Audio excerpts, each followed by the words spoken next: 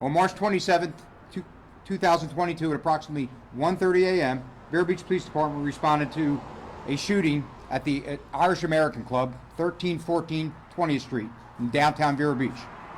Upon arrival, officers located a subject on the ground outside who sustained multiple gunshot wounds. The victim was taken to Cleveland Clinic Indian River Hospital, where he was pronounced deceased. The 27-year-old victim was identified as Patrick Casimir. This is an active investigation. The Vero Beach Police Department and our detective division is asking anyone with any information regarding this case. Please call 772-978-4600. You can remain anonymous and contact Treasure Coast Crime Stoppers hotline at 1-800-273-8477. I'll take some questions. How many rounds did you all recover near the victim's body? We recovered a number of rounds. It was approximately 12 casings that were in and around the hedge line in front of the establishment, the sidewalk area, and that's 20th Street westbound. Do you believe this to be a random act of violence? Any suspects possible at this point? Any leads? Yeah, we're working on some leads. Actively, we're working on some leads with regard to suspects. The autopsy is being conducted today, so that'll help us in our investigation as well. Random act of violence? We don't know that it was random. It may have been a predetermined act, but that's part of the investigation. We'll certainly share that as we get it. Do you know anything about the victim? Was he a local man? I'm sorry? The victim, was he a local man? The victim has an address from Port St. Lucie. Was there a special event happening at Irish American Club that night? Yes, this was a private event. From time to time, they'll have different type events there for their membership, but this was evidently a private event. It was approximately 150 people there, or at least invited. Certainly, when there's private events, that doesn't mean that others won't show up necessarily as well. The event was in reference to an individual locally that was killed in a motorcycle crash about a year ago, and they were doing a celebration of life for that individual.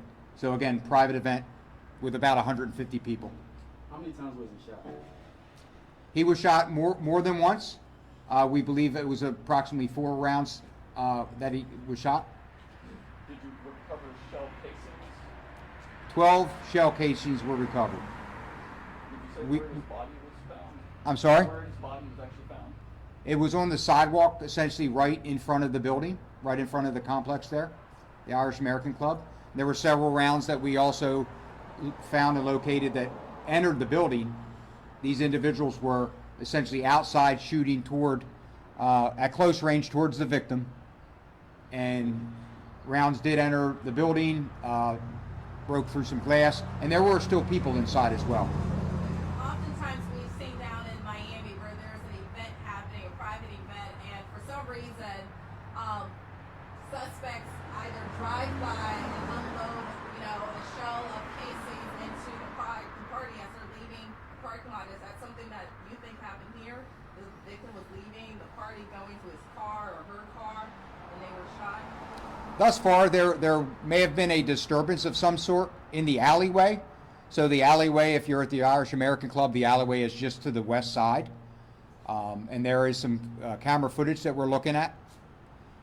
There was possibly a disturbance. We don't know that it was anyone involved in the incident, but again, we're looking at that as well. From what the staff at the Irish American Club has told our investigators, that there was no issues inside throughout the night, and that what took place was all outside. Again, we're still uncovering some of that information. Did all the shell casings belong to one gun? Was there any evidence? Was there a gun recovered at the scene with the victim? Was this a possible shootout or maybe multiple suspects? Yeah, we're not going to share the caliber, but I can tell you there was more than one firearm or more than one type of round recovered as far as casings go. Was the victim armed with a gun as well? Not to our knowledge. So, is it safe to say you're looking for more than one person? Other local people of interest that you're looking for? You're going to have to repeat that. Multiple people of interest that you're looking for? Yeah, we're looking at more than one person as we speak. Were police able to get surveillance video of the shooting that you're in Belize? There's some surveillance video inside the building we're going to review. There are some businesses outside, pointing toward the Irish American Club, toward over by the post office area. There's some other businesses as well that we're going to look at. And then, two, there's some cameras throughout our county that are strategically replaced for people that come and go into Indian River County, Vero Beach, from north, south, what have you. What can you tell us about the victim? I'm sure you've spoken to family maybe. Does he frequent this area? Do you know if he has any kind of criminal history, criminal background? Yeah, and we did speak to family. For what I understand, the parents are either deceased or not involved. There was a brother and a sister that responded and we spoke to. Certainly notified the next of kin in that regard. The victim has an extensive criminal history and has spent time in jail. We can share that. Are you guys working with Port St. Lucie PD to try to subpoena any more intel from maybe where he lives to see if there's a connection? Absolutely. We're going to work with Fort Pierce Police Department, Port St. Lucie Police Department. Wherever the investigation takes us, we'll work with those agencies. Again, the victim's from down there, and we're also looking at information that may lead us to a suspect or suspects in the St. Lucie County area as well. How was this reported, and where was the victim pronounced deceased? The victim was pronounced deceased. He was transported to Cleveland Clinic, but I believe he was pronounced there at the scene. Was this called into 911, or how was it reported to the city? I believe it was 911 at about 1:30 a.m. And Chief, again, you said this victim is targeted in this case.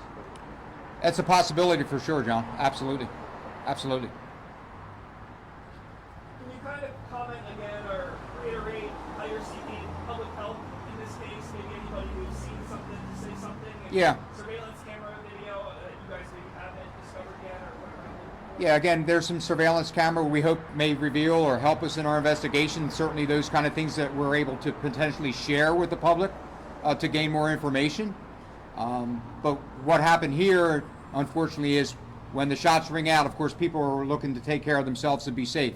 So they're fleeing and leaving. So when we got on scene as an agency, some of the witnesses or potential witnesses had already left the scene.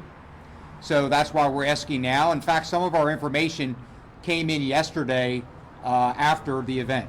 So that's what happens. Maybe someone that fled, that left, that went home, that either saw something that or even heard something from a friend, they can contact us, contact Crime Stoppers, and share that information. That would be awfully helpful. Now, the victim, is the victim working with you all? Did the victim see who possibly pulled the trigger? And if that victim did see that person, is he forthcoming with information? The victim? Yeah, the person who was shot, did he see who pulled the trigger? Well, he's deceased. Oh, okay. He's deceased. What about the timing of all of this? You said they were there for a celebration of life event, but the call came in at 1:30 in the morning. That's kind of odd for that kind of event, don't you think? Kind of late. You know, the hours, you can be open till 2 a.m. Here in our city. Certainly can be kind of late for something like that. But it was, again, a private event, 100 or so, 150 people that attended. You know, it's something that I think we certainly could have been prevented. And we're working on that as well. Is that kind of a sad irony? This is supposed to be a celebration of life, and you have this kind of scene out front. Yeah, it was a local fella that died in a motorcycle crash about a year ago in the county, and I think it may have been a birthday event, or would have been in a birthday event, and part of what they wanted to do after his passing was do a celebration of life, albeit a year later. So again, it was private. It was an invite, I'm sure, but you know, it's essentially a public-private place. So, you know, invites sometimes get people that aren't wanted. And we don't know if the victim had a personal relationship with the person who was being celebrated. Yeah, we do not specifically. We can say the person that was celebrated is from here in Indian River County, and the deceased is from St. Lucie County, but that doesn't mean they didn't know each other. Did you say if there's any damage to surrounding property or the club itself? The bullets passed into the building while people were inside? Yeah. There were some. I think at least one or more rounds entered and went into the roof area, from what I understand, initially from the investigators. So again, you have staff members, you have party goers, if you will, still inside, and rounds are being shot toward the front of the building. Blatant disregard, obviously, and the rounds are entering through the wall area, through the glass, into the Irish American Club. Did witnesses see any possible vehicles leaving the scene that could be a suspect's vehicle? We've got some leads now pointing toward that. We're not going to share that right now, but again, which is key, is unfortunately witnesses weren't there. People weren't there when we arrived in many cases. So a lot of the information's coming in now and yesterday. So we hope to get more as our investigation moves forward and we make certain different contacts with different agencies and we start reviewing some of their surveillance equipment. We also get the autopsy done and get the input from the medical examiner. All these things are going to lead to what we hope will be a successful conclusion and an arrest, or more than an arrest, more than one arrest in this case.